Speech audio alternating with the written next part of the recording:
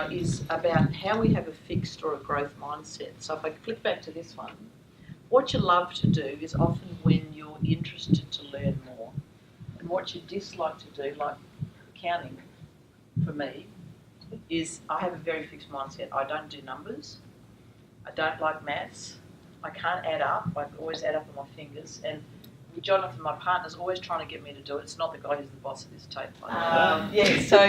And I dislike it because I just don't think I'm good at it. I can't do it. I can't understand it. I'd rather someone else do it because it's faster.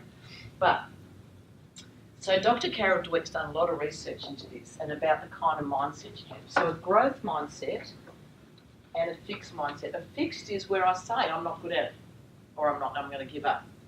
I don't like to be challenged. Like I've been learning zero. You know zero?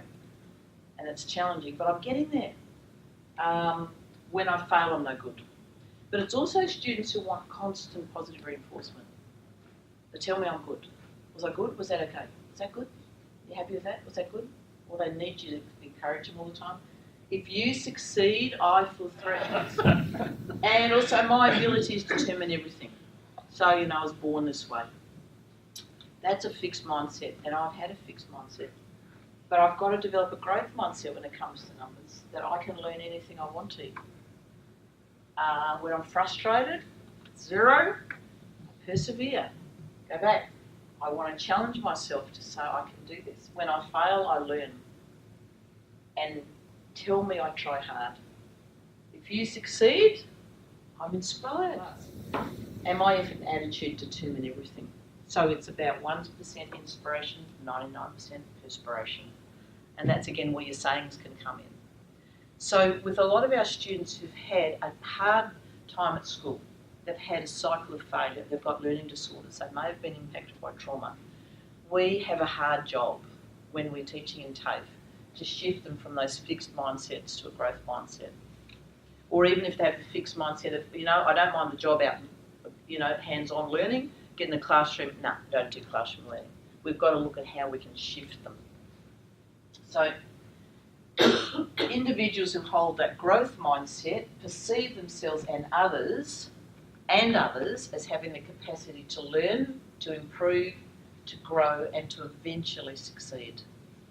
So it's like, I can't do this yet. It's not, I can't do this, I can't do this yet. Whereas in contrast, people with a fixed mindset are the ones who are saying, I'm not going to be smart, I'm dumb at maths, I'm never going to be any good at this, and holding on to the belief that making progress is not possible. Like, I'll never be able to do this. I can't. So, now I'm sorry if you're colourblind, this is a bit of a tricky slide, but this is also, if you Google growth mindset and you want to make a poster, this is something you could, because this is a picture of Google. So when your students say, I'm not good at this, we've got to teach them another way of thinking. And the research is you can teach this stuff. And I think it's really important no matter what you teach. So instead of saying, I'm not good at this, try thinking, what am I missing? Instead of saying, I give up, saying, I'll use a different strategy. So when someone says, I can't make this any better, saying, I can always improve. Like, you come to these PDs about teaching, you say, what are they going to teach me? I've been teaching for 30 years. Rather than saying, I can't get any better, saying, I can always improve. And we all know that. That this is too hard, might take some time. I made a mistake. Mistakes are okay. I just can't do this. I'm going to train my brain. I'll never be this smart, I'll learn how to do it. Plan A didn't work, plan B will. My friend can do it, now he can do it. Saying, no, I'm going to learn from my friend. Can you?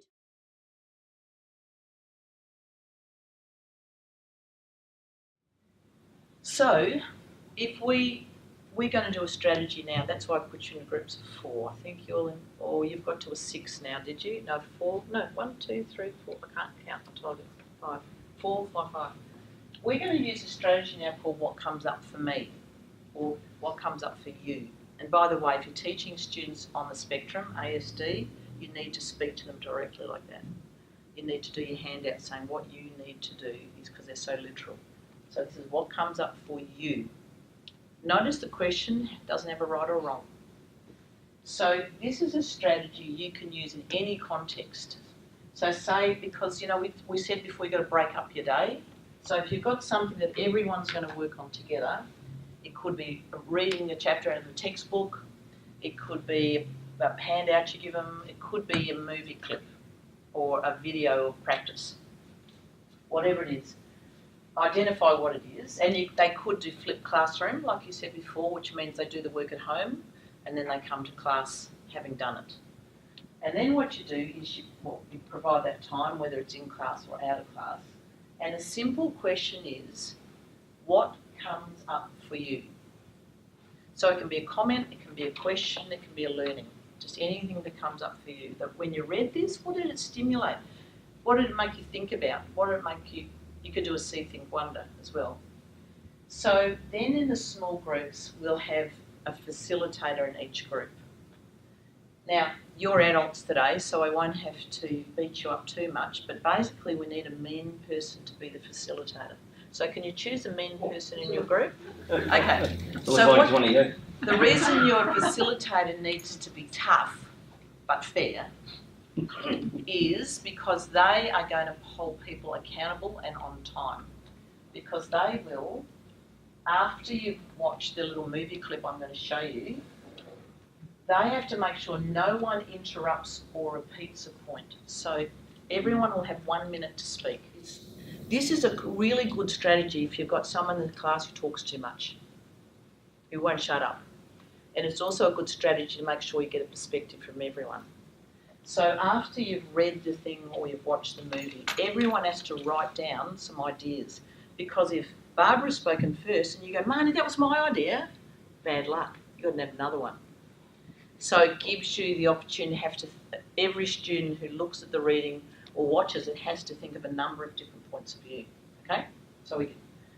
And once the facilitators made sure everyone spoke for a minute, then you can have the general discussion. Then you can make your other points. Okay?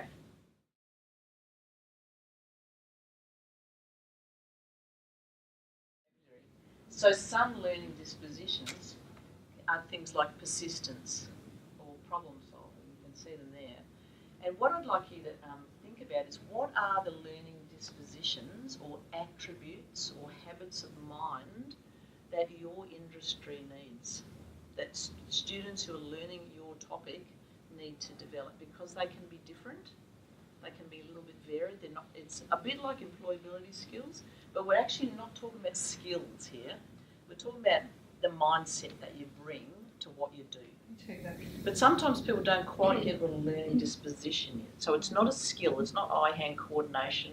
It's not, it's about the attitude you bring. So you're learning attitude, you're learning attributes, you're learning dispositions.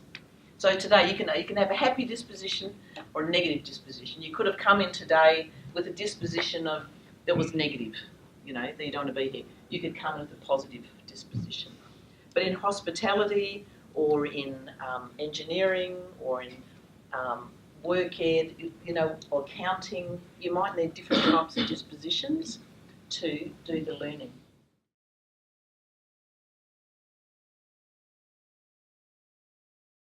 So what I would like to suggest as a strategy you could try with whatever you teach is to have this conversation with your classes and say, rather than tell them this is what you need, get them to come up and say, what do you think you need in our class? What do you think you need to be a really good hairdresser or a childcare worker or an aged care worker or a plumber? What are the qualities you see? When you see the best practitioners, you can see what qualities they got. Get the group to come up with the qualities, and you can guide that conversation, and then just pick 3 to 5 and say, okay, these are the dispositions we're going to be talking about. So when you then do give feedback, you can say, I really admire the persistence you've showed with that. I can see you've taken a lot of initiative today. Well, this was great teamwork. Rather than saying, well done, good bloke, terrific, you can progress the learning. Okay? So if you want to get actually some more resources or think about this further, another person you can look at is Art Costa, and he has made up 18, talking to the board again, he has made up 18 what I call habits of mind.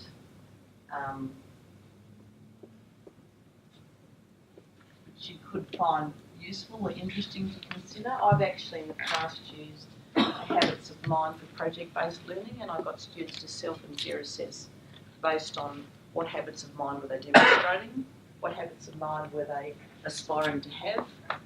These were students actually who were learning IT and technology, and they were smarter than their teacher. Well, they just knew more, which is not probably hard, with some students who were really focused on that. So they actually withdrew out of the class and they went to work with the IT department, and they took on a project of developing some apps to develop a canteen for canteen ordering. And so that was their self and peer assessment, was using the habits of mind. So, okay, so thanks for that. Some really good ideas, and some maybe you can, no matter what you teach, you can use this as a way to grow students into a growth mindset. So some other strategies, it's all about focusing on the effort, and you were saying too about progress, the focus on progress, not just achievement. So promote those learning dispositions, and focusing on the power of yet. I can't do this yet. Can't do this yet. And in a way, competency-based training lends itself to it. Just not competent yet. And I like this acronym, FAIL.